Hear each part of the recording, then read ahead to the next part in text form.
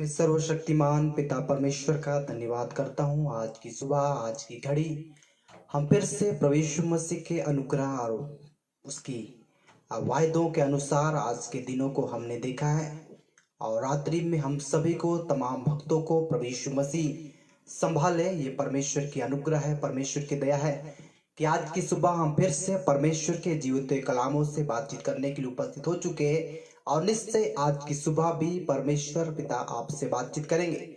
मैं फिर से जितने लोग जुड़ रहे हैं उन सभी को, और जितने लोग बाद में सुनेंगे उन सभी को प्रभु यीशु मसीह के मधुर और सामर्थी नाम में जय मसीह कहता हूँ। यीशु मेरे साथ है, यीशु आपके साथ है। ये सुंदर घड़ी परमेश्वर ने हमें दिया है और इस सुंदर घड़ी का हमें बेखूबी से इस्तेमाल करना है और नित्य परमेश्वर के अनुग्रह, परमेश्वर की दया और परमेश्वर की शांति में बढ़ते जाना है। मैं आप तमाम भक्तजनों का स्वागत करता हूं आज की सुबह परमेश्वर की अनुग्रह और उन दया को सुनने और समझने के लिए जो परमेश्वर के जीवित कलाम हमारे व्यक्तिगत जीवन के लिए दिए गए। ध्यान दीजिए कि हम उस राज्य में प्रवेश करने के लिए कितने परिश्रम कर रहे हैं और उस राज्य में जाने के लिए हमने क्या क्या योजनाओं को बना कर रखा है अपने व्यक्तिगत जीवन के लिए। क्योंकि वचन कहता है उसमें चाहे आयुब रहे, दानियल रहे, कोई भी रहे, अपने धर्म के कारण वो अपने आप को बचा पाएंगे। कोई भी रहे, हम सबको अपना अपना लेखा परमेश्वर के राज्य में देना पड़ेगा। इसलिए आज मैं आपसे बातचीत करना चाहता हूं कि क्या सचमुच हमने संसार से और व्यक्तिगत पापों से क्या हमने मन फिराया है। यीशु मसीह ने जब प्रचार आरंभ किया और यूहन्ना भी जब बपतिस्मा दे रहे थे तो यूहन्ना ने भविष्यवाणी किया और उसने भी चिल्ला चिल्ला के कहा, मन फिराओ क्योंकि स्वर्ग का राज्य निकट है। यीशु ने प्रचार किया, मन फिराओ क्योंकि स्वर्ग का राज्य निकट है।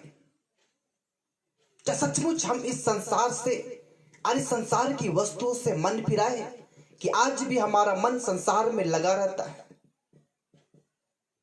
इतने कुछ हो जाने के बाद भी और इतने सारे पूरे विश्व में केस होने के बाद भी 3 लाख के लगभग लोग मृत्यु में है पूरे विश्व में। और हमारे भारत में कम से कम 2000 से ज्यादा मौतें हो चुकी है। पर इतने कुछ होने के बाद भी लोग क्या कल्पना कर रहे हैं, लोग क्या विचार कर रहे हैं, लोग क्या सोच रहे, इसकी ओर मुझे कभी कभी सुन के मुझे अजीब लगता है। पर कभी कभी मैं मुस्कुराता हूं कि लोग अपने सोच नहीं बदले। लोग अभी भी चाह रहे कि मैं ये करूंगा, मैं वो करूंगी, ऐसा होना चाहिए, वैसा होना चाहिए। लोग यही सोच में चल रहे पर मन नहीं फिराना चाहते। मन नहीं फिरा है। आज भी वो संसार में अपने जीवनों को बिता रहे। मेरे साथ परमेश्वर के वचनों में से पढ़िए जो हमें मिलता है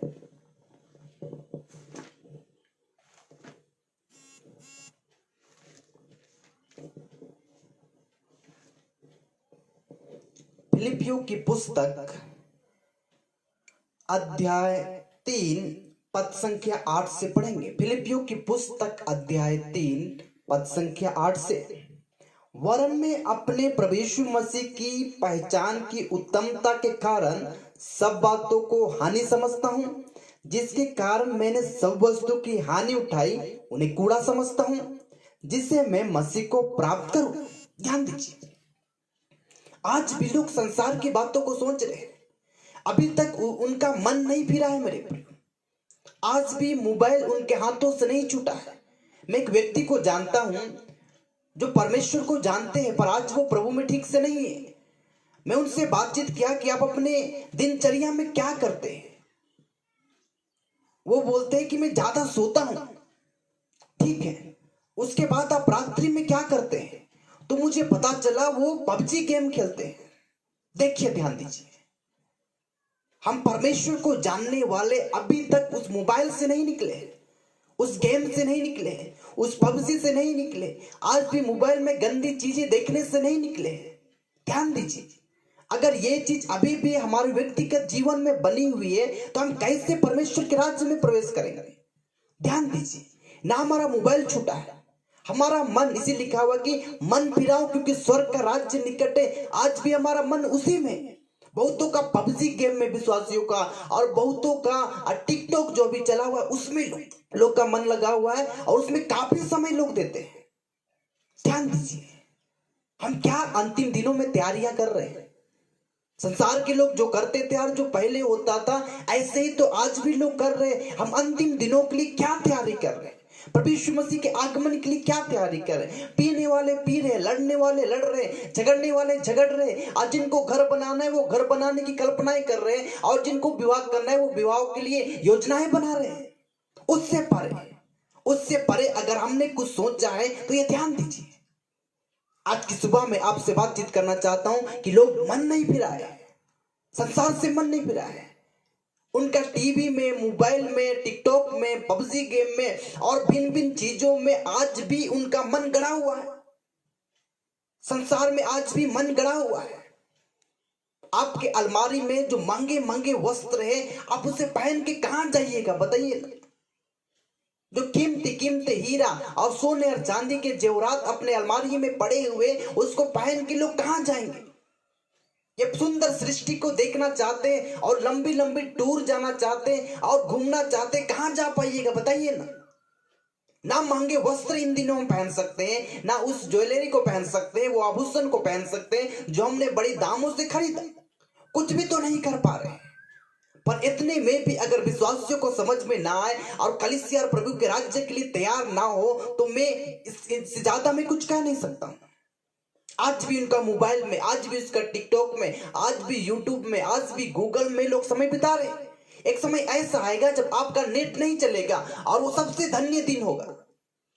मैं आपको बताना चाहता हूं सचमुच, और मुझे मन नहीं करता है ये मोबाइल जो मेरे पास है, जो एंड्रॉयड है, जिसमें नेट चलती है और 3-3 महीना तक इसमें नेट पैक भरा रहता है, मुझे इसमें मन नहीं है। मैं कई बार सोचता हूं अगर मैं फेसबुक में नहीं होता, मुझे लाइव नहीं बनाना पड़ता, यूट्यूब में अगर मैं नहीं डालता, तो मैं ये मोबाइल यूज ही नहीं करता। मुझे मन ही नहीं करता, मैं तो उब चुका हूं इस मोबाइल से। पर आज जब यूट्यूब में मोबाइल वीडियो अपलोड करना है और फेसबुक में लाइव चलाना है, कम से कम कुछ लोग, सैकड़ों लोग तो परमेश्वर के वचनों को सुनते, इसीलिए मैं मोबाइल रखा हुआ। वो नहीं, मोबाइल को कब तक मैं फेंक देता। मुझे मोबाइल कल भी पसंद नहीं था, आज भी पसंद नहीं है। एक समय आया था मेरे पास जब प्रभु यीशु मसीह ने मुझसे बातचीत की, और उस समय जब बात हुई तो मुझे ऐसा लगा और मुझे आत्मा में लगा, आत्मा ने मुझसे बातचीत किया, मुझे ये एंड्रॉयड मोबाइल को 1 महीना के लिए बंद करने का आज्ञा दिया गया।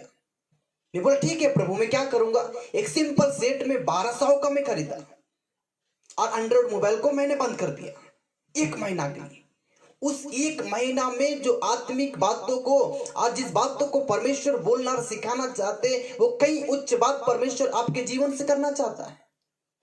मैं परमेश्वर के महान दास का धन्यवाद करता हूं जिसने मुझे बपतिस्मा दिया, प्रभु का अभिषेक दास जॉय थॉमस। मैं उनके जीवन में देखा कि उसके पास सिंपल सेट थी, ब्लैक एंड व्हाइट मोबाइल। उनके जब हम लोग फोटो खींच रहे थे, उसने कहा कि मुझे फोटो क्लिक करना अच्छा नहीं लगता है।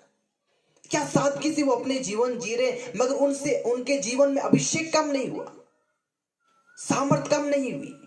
वो अपने जीवन को परमेश्वर के राज्य में बना रहे। इसलिए 1 महीना तक मैं उस एंड्रॉयड मोबाइल को बंद रखा और सिंपल सेट जो 1200 में मैंने खरीदा, उस मोबाइल को मैंने उपयोग किया। क्या वो दिन था। पर संसार के लोग और संसार के लोगों तक वचन पहुंचे, इसलिए मुझे इस्तेमाल करना पड़ा। पर भी आज भी आप एंड्रॉयड मोबाइल से अगर दूर रह सकते हैं तो रखिए। आप उतने लोगों से कांटेक्ट चाहे अटैच नहीं रहना चाहते तो आप धन्य व्यक्ति है। एक समय आएगा ये नेट वेट सब बंद हो जाएगा। आज वचन सुनाया जा रहा है आपको ऑनलाइन, मगर आपको ऑनलाइन भी नहीं मिलेगा। कम से कम अपने हृदय में तो परमेश्वर का वचन को रख लीजिए, ऑनलाइन नहीं मिलेगा। ऐसे तो चर्च में भी ताला बंद है, अभी ऑनलाइन तो प्रचार हो रहा है, पर कुछ दिनों के बाद, कुछ वर्षों के बाद आपका नेट भी नहीं चलेगा। उस समय आप क्या कीजिएगा। परमेश्वर मनुष्य के घमंड को चकनाचूर करेगा जिस टेक्नोलॉजी पे हम विश्वास करते हैं। सचमुच मुझे अच्छा नहीं लगता ये मोबाइल। समय देना पड़ता है, फेसबुक में समय देना पड़ता है, व्हाट्सएप में समय देना पड़ता है, यूट्यूब में समय देना पड़ता है, तब लोग परमेश्वर के वचनों को सुनते हैं। कुछ समय उसमें चला जाता है। पर मैं पिता परमेश्वर का धन्यवाद करता हूं, आज भी जो मेरे प्रार्थना का समय है, आज भी जो मेरे वचन पढ़ने का समय, वो परमेश्वर को मैं देता हूं और आपके लिए तैयारी करता हूं कि मैं परमेश्वर का वचन आपको सुना।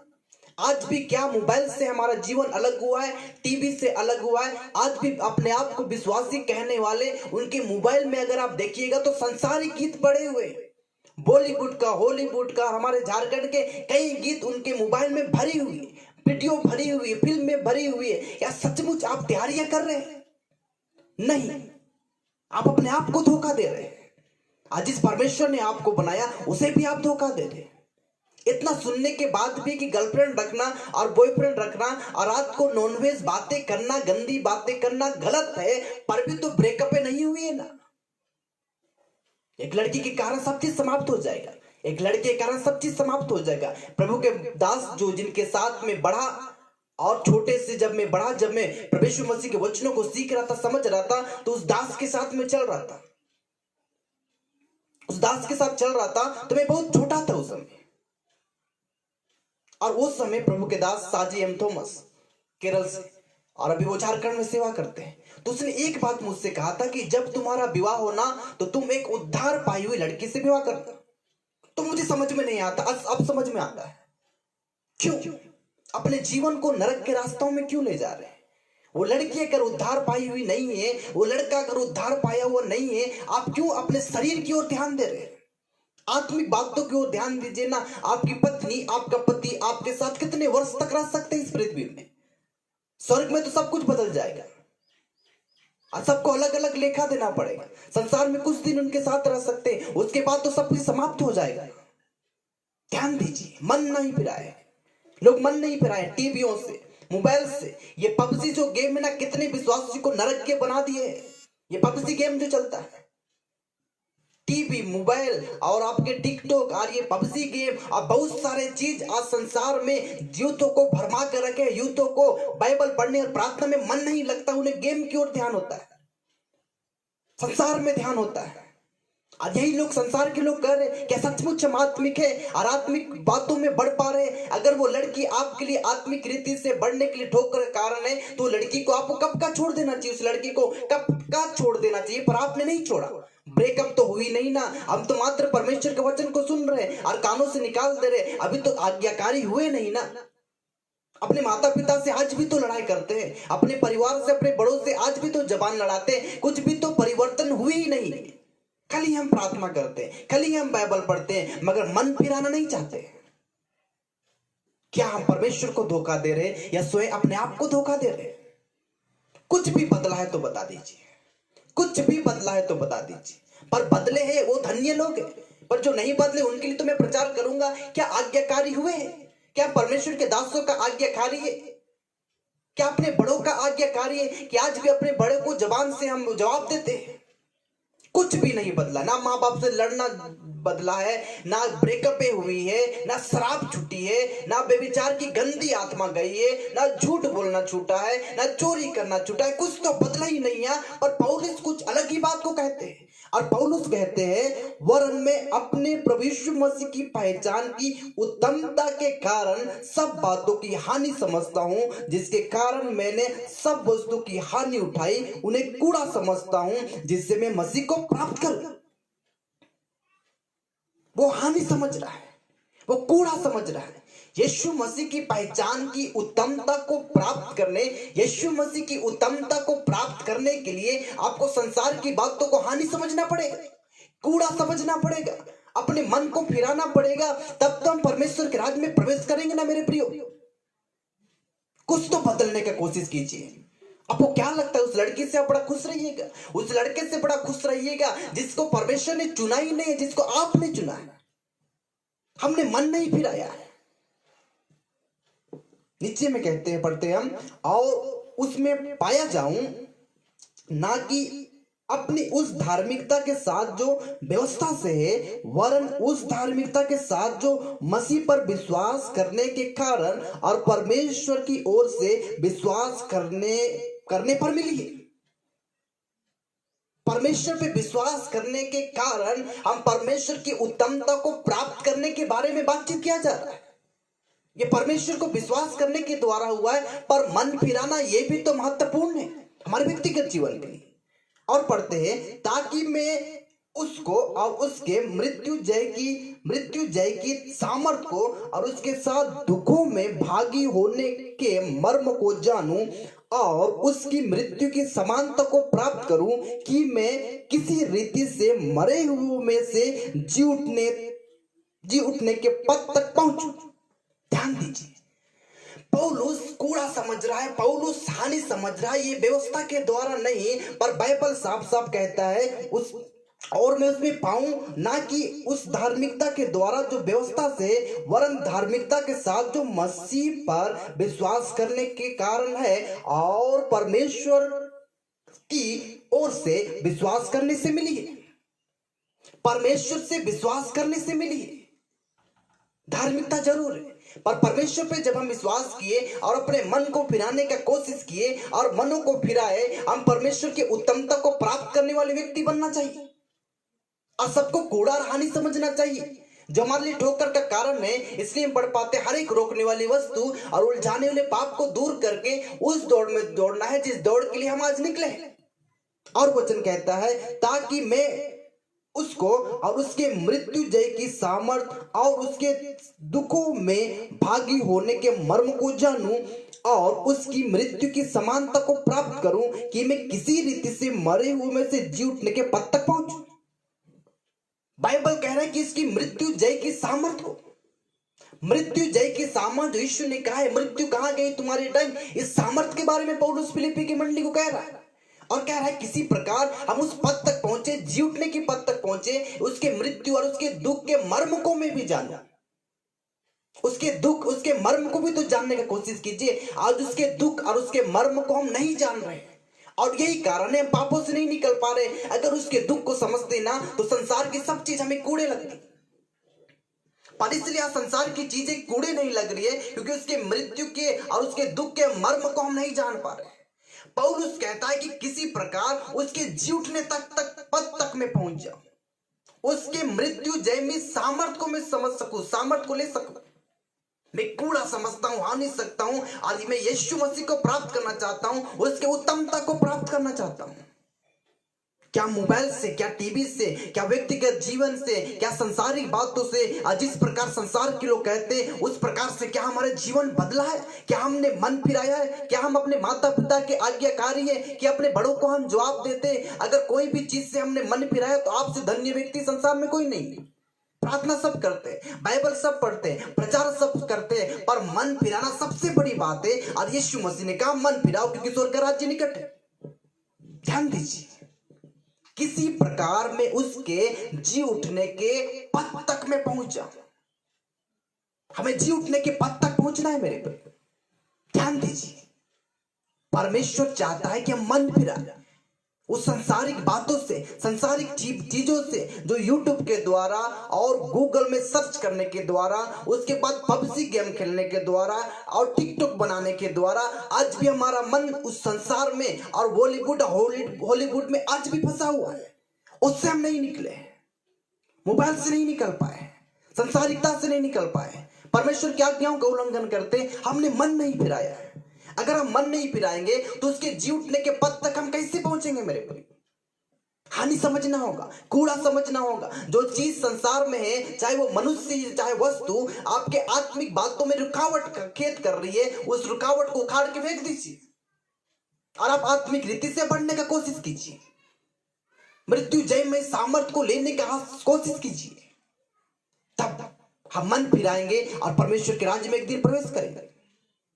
क्या सचमुच, आज ध्यान दीजिए, क्या सचमुच इतना वचन हमने सुना पर भी तो उस लड़की से ब्रेकअप नहीं हुआ है, उस लड़के से ब्रेकअप नहीं हुआ है? इतने वचन सुनने के बाद भी व्यभिचार की गंदी आत्मा नहीं गई है? इतने वचन सुनने के बाद ये नशे की आत्मा, ये दुष्ट आत्मा जो शराब पीने के कारण मुंह में प्रवेश करते, ये दुष्ट आत्मा, ये नशे की आत्मा नहीं गई है? दुनिया इतने लाखों में मर रहे पर हमारी आत्मिक आंखें नहीं खुली गई है। क्या सचमुच आप सृष्टि से पहले चुने हुए हैं? क्या उसमें है जो प्रकाशित वाक्य में लिखा हुआ है कि सृष्टि से पहले जब चुने हुए लोग हैं, उसमें से सृष्टि से पहले कुछ लोगों का नाम मेमने की जीवन की पुस्तक में नहीं है? आप किस चीज में ध्यान दीजिए। 2 वचन पढ़ के मैं समाप्त कर रहा हूं।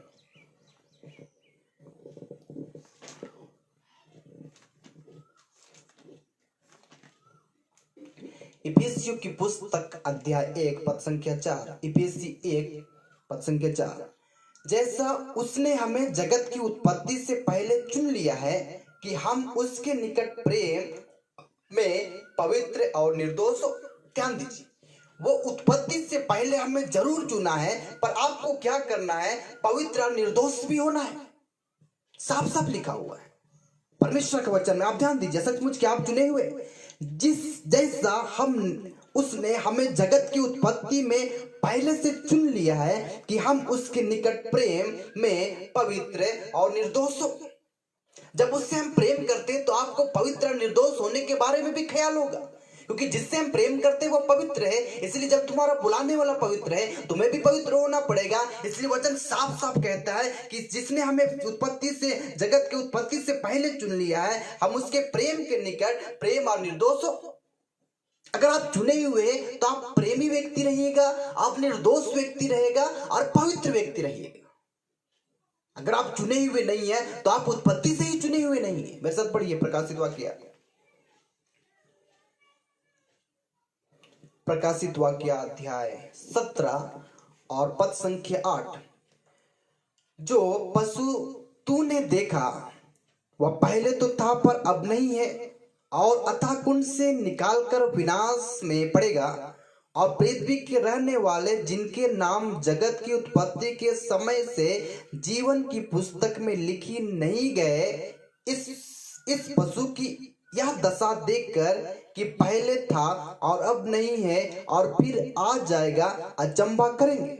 इसका बहुत सारा बात है और इसमें इसको समझाने के लिए काफी समय है, जो कभी मैं प्रकाशित वाक्य प्रचार करूंगा तो आपको समझाऊंगा। पर लिखा हुआ जगत की उत्पत्ति से कुछ लोगों का नाम उस जीवन की पुस्तक में नहीं लिखा हुआ है। और इफिसी की पुस्तक में हम पढ़ पाते हैं कि उत्पत्ति से पहले परमेश्वर ने आपको चुना है। अगर आपको चुना है तो आप 3 बातें की ओर ध्यान दीजिएगा। आप परमेश्वर से प्रेम कीजिएगा, पवित्र रहिएगा और निर्दोष रहिएगा परमेश्वर के न्याय के सिंहासन के सामने। और प्रकाशित वाक्य 17 में हमने पढ़ा कि कुछ लोगों का नाम जगत की उत्पत्ति से ही नहीं लिखा गया, जो नरक के लिए बने हुए। आज आपको ध्यान देना पड़ेगा ना। अगर आप परमेश्वर के वचन को सुन के छोड़ रहे हैं, अगर परमेश्वर के वचन को सुन के अपने जीवनों को बदल रहे और मन फिरा रहे, तो आप चुने हुए लोग की लिस्ट में आ रहे। और अगर इतना सुनने के बाद भी ना ब्रेकअप हो रही है, ना टिकटॉक छोड़ रहे, ना पबजी गेम छोड़ रहे, ना गंदी चीजें देखना छोड़ रहे, ना गंदी चीजें सुनना छोड़ रहे, ना गंदी बातें बोलना छोड़ रहे, ना नशे छोड़ रहे, तो आपको उस लिस्ट में होना चाहिए जिस लिस्ट में उत्पत्ति से पहले ही उस जीवन की पुस्तक में उनका नाम लिखा हुआ नहीं है। ध्यान दीजिए, यह अंतिम समय है। परमेश्वर मसीह अपनी कलीसिया को लेकर चले जाएंगे। बहुत सारे बात है जो परमेश्वर के वचनों में लिखा हुआ है। आप कौन से लिस्ट में आप इफिसी की पुस्तक अध्याय 1 और 4 वाले लिस्ट में है कि प्रकाशित वाक्य 17:8 के लिस्ट वाले में? पहला जो उत्पत्ति के, जगत के उत्पत्ति से पहले चुन लिया गया है और जगत की उत्पत्ति समय ही उनका नाम लिस्ट में है ही नहीं है, जीवन की पुस्तक में उसका नाम है ही नहीं है। आप कौन सी लिस्ट में है? जो इन दिनों वचन सुन के, पहले आपने जो भी कुछ किया चलिए अनजाने में किया, पर इन दिनों वचन सुन के जो गलत है वो कर रहे, तो आप उस लिस्ट में नहीं है। एक बार तो उसके लहू के बारे में सोचिए। पौलुस ने कहा कि उसके दुख और उसके मृत्यु के मर्म को मैं जानना चाहता हूं, उसके कष्ट को मैं जानना चाहता हूं। इसलिए पौलुस ने कहा उसकी मृत्यु, उसकी कष्ट को अपने देह में लेके मैं चलता हूं। एक बार समझने का कोशिश किए कि यीशु ने कैसे हमारे लिए रक्त बहाया। अगर सचमुच हम यीशु के रक्त के बारे में सोचेंगे और उसके बलिदान के बारे में और बहाए हुए लहू के बारे में समझेंगे ना, आपके जीवन में सारी संसारिकता चली जाएगी। उसके ब्लड, उसके लहू के बारे में सोचने के द्वारा ही। उसके दुख के मर्म को मैं जानना चाहता हूं, पौलुस ने कहा। उसके कष्ट को अपनी देह में लेके चलता हूं, उसके दुख को अपनी देह में, कष्ट में, अपने देह में उनके कष्टों को लेके चलता हूं, पौलुस ने कहा। उसके मर्म को मैं जानना चाहता हूं, उसके दुख भोग को मैं जानना चाहता हूं। क्या हम जानना चाहते कि मात्र बोलते कि यीशु मसीह मारा गया, गाड़ा गया, तीसरे दिन में जी उठा, पर उसके साथ क्या बीती इसको जानने का कोशिश करते हैं? यशायाह 52:14, बहुत से लोग उसको देख के चकित हो गए, हैरान हो गए, उनका सुंदरता बिगड़ चुका तो वो मनुष्य का सा नहीं जान पड़ रहा था। क्या सचमुच आप यीशु से प्रेम करते कि आज भी संसार का प्रेम आपके जीवन में हावी होता और आज भी हम संसारिकता से निकले नहीं? ध्यान दीजिए, परमेश्वर की अनुग्रह, परमेश्वर की दया और परमेश्वर की शांति में बढ़िए। एक बार उसके लहू को अपनाइए, एक बार उसके बहाए हुए लहू के बारे में सोचने की कोशिश कीजिए। एक बार आपको बचाने के लिए उसने क्या बलिदान दिया है, क्या किया है, क्या पश्चाताप था, इसकी ओर एक बार ध्यान दीजिए। सब चीज को किनार करके, आपका पबजी गेम, आपका टिकटॉक, आपका मोबाइल, आपका इंटरनेट, आपका गूगल, आपका फेसबुक, आपका व्हाट्सएप, इस चीज की ओर ध्यान आकर्षित जो कर दिए उसको रोकती है। परमेश्वर की ओर जो आपको आकर्षित करती है वो आत्मा उस चीजों को रोक देती है। आपका टेक्नोलॉजी जो दुनिया में पड़ी हुई है वो लड़की रोक देती है, वो लड़का रोक देता है, और उससे उच्च आप सोच ही नहीं सकते। और आप वहीं तक सोचते शादी ब्याह करेंगे, बच्चे होंगे, इतनी तक सोचते हैं, पर उससे परे कुछ सोच पाते हैं क्या? पौलुस ने कहा उसकी उत्तमता को प्राप्त करने के लिए मैं सब बातों की हानि उठाता हूं, कूड़ा समझता हूं, और मैं मसीह को प्राप्त करना चाहता हूं। उसकी मृत्यु जैसे सामर्थ को अपने जीवन में महसूस करना चाहता हूं। उसके दुख को, उस मर्म को मैं जानना चाहता हूं, और किसी प्रकार क्या करूं, उसके जी उठने के पद तक मैं पहुंचना चाहता हूं। कौन सा लिस्ट में आप? इफिसी 1:4 की लिस्ट में, या प्रकाशित वाक्य 17 की लिस्ट में, जिसका नाम उत्पत्ति से पहले जीवन की पुस्तक में नहीं लिखा हुआ है। सृष्टि की उत्पत्ति समय जब परमेश्वर ने हमें चुना, सृष्टि को बनाने से पहले, वही समय आपका नाम लिस्ट में है और कुछ लोग का नाम लिस्ट में नहीं। आप कौन सी लिस्ट में है? अगर आप मन फिरा रहे तो सही लिस्ट में ना, अगर मन नहीं फिरा रहे तो आप कहां लिस्ट में है? कैसे आप लिस्ट में आ जाइएगा? आज इतनी कुछ घटनाएं होने के बाद भी लोग गंभीर नहीं है, गंभीर नहीं है। तो मैं क्या कर सकता हूं उनकी? मुझे बड़ा दुख लगता है। मैं कल रात में कई दर्शनों को देखा, जिसको बोलना उचित नहीं है और मैं बोलूंगा भी नहीं, पर मैं अपने लोगों को, जिनको मैंने बपतिस्मा दिया, जिनसे मैं प्रेम करता हूं, और जो मेरे कलीसिया के लोग हैं, अगर वो कुछ भी गलत करे ना तो रात को मुझे पता चलता है, मुझे दिखता है, और वो घटनाएं दूसरे दिन होती है। मुझे मालूम है वो लड़का क्या कर रहा है, मुझे मालूम है वो लड़की क्या कर रही है, मुझे मालूम है वो जवान क्या कर रहे हैं, क्योंकि आत्मा के द्वारा मैं उसका आत्मिक पिता हूं। तो मुझे जानने का हक है कि मैं उनके लिए प्रार्थना करूं। कईयों को बोल भी नहीं सकता हूं, कई लोग सुनना नहीं चाहेंगे, पर मैं बताना चाहता हूं आपके आत्मिक पिता आपके लिए जागे रहते हैं कि आप किसी प्रकार परमेश्वर के राज्य में प्रवेश करें। एक बार उसकी लहू की सामर्थ को, लहू की जय जयकार को, बहाए हुए रक्त को, और हमारे लिए जो दाम चुकाए प्रभु यीशु मसीह, उनके बारे में सोचिएगा तो इस पाप बुराई से बचेंगे और हम मन फिरा के परमेश्वर की राज्य की ओर बढ़ेंगे। हम यीशु के पद चिन्हों पे चलेंगे। मेरे प्रभु की अनुग्रह, परमेश्वर की शांति आपके और आपके परिवार के साथ रहे। अपने आंखों को बंद करें, हम प्रार्थना करें। अद्भुत सामर्थ्य परमेश्वर, आज लोग सब चीज कर रहे हैं पर मन फिराने नहीं चाहते। संसार से, टीवी से, मोबाइल से, संसारिक बातों से, संसारिक वस्तु से, संसारिक चीजों से आज भी मन नहीं फिराना चाहते। जब दुनिया इतने अंत के कगार पे पहुंच चुकी है और सब चीज समाप्त होने वाला है, पर भी लोग घरों को बनाने के लिए चिंता कर रहे हैं, विवाह के लिए चिंता कर रहे हैं और उसकी तैयारियां कर रहे हैं। आप उसकी तैयारियां करें, पर आत्मिक रीति से परमेश्वर के राज्य में जाने की भी तो तैयारी कीजिए। किसी प्रकार उसके जी उठने के पद तक पौलुस पहुंचना चाह रहा है और उसको हमें सिखा रहे हैं। मेरे प्रियो, अगर उसने अपनी दौड़ पूरी कर ली तो हमें भी तो अपनी दौड़ पूरी करनी है। परमेश्वर की अनुग्रह, परमेश्वर की शांति आपके साथ रहे। सुनने वाले सुनेंगे, उनका आत्मिक जीवन बदल जाए, प्रभु बदल जाए। परमेश्वर इनके आत्मिक आंखें, आत्मिक खाने, आत्मिक हृदय प्रभु यीशु मसीह के नाम से खुल जाए। मेरे प्रभु खुल जाए। मेरे परमेश्वर संसारिकता से अलग हो जाए और आत्मिक रीति से बढ़े। जो आपको आत्मिक रीति से बढ़ने में रोकती है उस चीजों को अपने जीवन से उखाड़ के फेंक दीजिए। मेरे प्रियो, आध्यात्मिकता, पवित्रता, निर्दोषता में प्रभु के साथ चलिए। परमेश्वर के अनुग्रह आपके और आपके परिवार के साथ बने रहे। जितने लोग सुनेंगे और सुन रहे हैं और बाद में सुनेंगे, उन सभी को मैं यीशु मसीह के नाम से आशीष देता हूं। मैं आपका धन्यवाद करता हूं। विनती यीशु के नाम से मांगता हूं, आमीन। परमेश्वर के अनुग्रह, परमेश्वर की दया आपके साथ रहे। परमेश्वर आपसे प्रेम करते हैं। जिस दिन एक व्यक्ति परमेश्वर के प्रेम के बारे में समझ जाएगा कि वो मुझसे क्या प्रेम करता है, हमें क्या देना चाहता है, हमारा घर कैसा होगा, कहाँ रहूंगा, ये सब चीज अगर मैं जान गया ना, आप जान गए ना, तो संसार की ओर कभी मन नहीं लगेगा। अगर आज तक हम ना स्वर्ग के बारे में जान पाए हैं, उसके प्रेम के बारे में जान पाए हैं, अगर नहीं जान पाए तो आज भी संसार की अभिलाषाएं हमें खींचेगी। और जिस वक्त हम परमेश्वर की इच्छाओं को जान जाएंगे और वो हमारे लिए क्या करना चाहते हैं, इस प्लान को जान जान के हम चलेंगे ना, तो एक दिन परमेश्वर के राज्य में जाएंगे। उसकी ओर ध्यान दीजिए, मन फिराइए। क्योंकि स्वर्ग का राज्य निकट है मेरे प्रभु। प्रभु की शांति आपके और आपके परिवार के साथ रहे। सुनेंगे यार, सुन रहे यार, बाद में सुनेंगे, उन सभी को मैं यीशु मसीह के मधुर और सामर्थ्य नाम में जय मसीह कहता हूँ। Praise the Lord. यीशु मेरे साथ है। यीशु आप